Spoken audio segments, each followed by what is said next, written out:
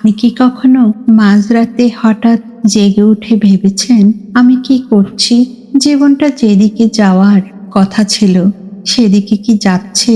চারপাশের সবাই যখন এগিয়ে যাচ্ছে, আপনি হয়তো তখন নিজের ঘরের কোণে বসে ভাবছেন আপনার দ্বারা আর কিছু হবে না।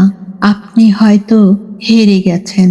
কিন্তু সত্যটা জানেন কি? দেয়ালের সাথে পিঠ ঠেকে যাওয়ার মানেই শেষ নয়, বরং সেখান থেকে সবকিছু জোরে লাফ দেওয়ার সুযোগ তৈরি হয়। আমরা প্রায়ই অজুহাত দিই, আমার বয়স বেড়ে গেছে, আমার কাছে টাকা নেই, বা লোকে কি বলবে। কিন্তু মনে রাখবেন, আপনি যদি আজ শুরু না করেন, তবে ১ বছর পর আপনি আফসোস করবেন কেন আজ শুরু করেননি। পৃথিবীর বড় বড় সফল মানুষেরা তাদের জীবনের সবচেয়ে বড় ধাক্কাটা খেয়েছিলেন যখন তাদের কিছুই ছিল না। যে কে রাউলিং যখন হ্যারি পটার লিখেছিলেন, তখন তিনি ছিলেন একজন ডিভোর্সড এবং বেকার মা।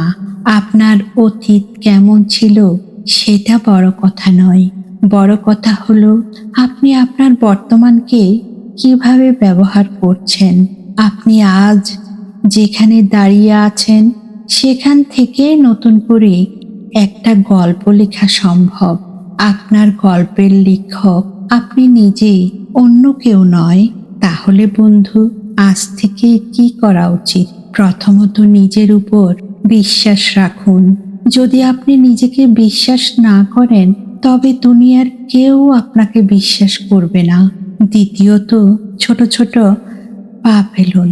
পাহাড় জয় করার জন্য আপনাকে এক লাফে চূড়ায় উঠতে হবে না, শুধু সামনের একটি পাথর টপকালেই হবে। তৃতীয়, ভুল করতে ভয় পাবেন না। ভুল মানেই আপনি চেষ্টা করছেন। যারা কিছু করে না, ভুল শুধু তাদেরই হয় না। মনে রাখবেন বন্ধুরা, সূর্য ডুবে যাওয়া মানেই দিন শেষ নয়, বরং পরদিন আরো উজ্জ্বল হয়ে ফিরে আসার প্রস্তুতি। আজকের এই ভিডিওটি যদি আপনাদের মনে সামান্যতম আশার আলো জ্বালিয়ে থাকে, তবে নিজেকে আজ একটি কথা দিন, আমি থামবো না। আপনার আজকের ছোট একটি পদক্ষেপে হতে পারে আগামীকালের বড় সাফল্য। ভিডিওটি কেমন লাগলো বন্ধুরা? কমেন্টে অবশ্যই জানাবেন। আর যদি মনে করেন আপনার কোনো বন্ধুর এই কথাগুলো শোনা দরকার, তবে তার সাথে শেয়ার করতে ভুলবেন না।